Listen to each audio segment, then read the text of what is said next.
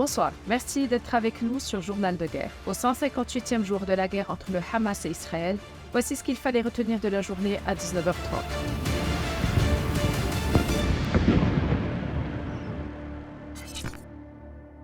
Nous commençons avec la frontière libano-israélienne. Une centaine de roquettes ont été tirées mardi matin depuis le Liban Sud en direction de la Galilée et du Golan. L'armée israélienne a rapidement réagi, annonçant qu'elle avait répondu à ces frappes. Nous avions attaqué 3 plateformes à partir desquelles des roquettes ont été tirées vers le plateau du Golan ce matin. Les salves de roquettes visant Israël ce matin seraient une réponse aux 2 frappes d'hier soir lundi de l'armée israélienne sur Baalbek.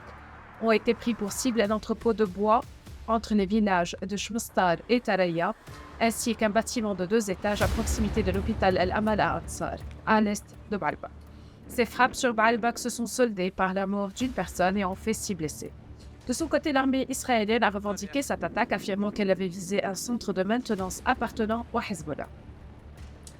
L'armée israélienne a annoncé mardi avoir frappé environ 4500 cibles du Hezbollah au Liban et en Syrie depuis le début de la guerre dans la bande de Gaza entre Israël et le Hamas, il y a peu plus de 5 mois. L'armée a ajouté dans un communiqué qu'elle avait tué plus de 300 membres du Hezbollah. Si tout se passe comme prévu, nous avons déjà mis en place le mécanisme pour une deuxième cargaison beaucoup plus importante, a déclaré Konstantinos Kambos, le ministre chypriote des Affaires étrangères, lors d'une conférence de presse à Beyrouth, alors qu'un premier bateau espagnol chargé de vivres a quitté Chypre mardi pour la bande de Gaza assiégée.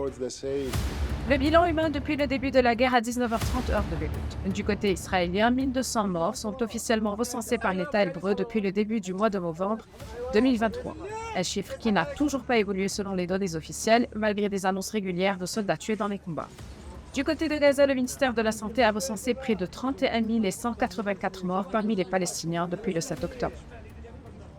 Le porte-parole du ministère des Affaires étrangères du Qatar, Majed Mohammed El-Ansari, a déclaré lors d'une conférence de presse à Doha qu'Israël et le mouvement islamiste palestinien Hamas ne sont pas parvenus à un accord sur une trêve dans la bande de Gaza et la libération des otages. Mais cela ne nous a pas empêchés de poursuivre les négociations pour parvenir à un accord, espérons-le, pendant le mois du Ramadan, a-t-il ajouté.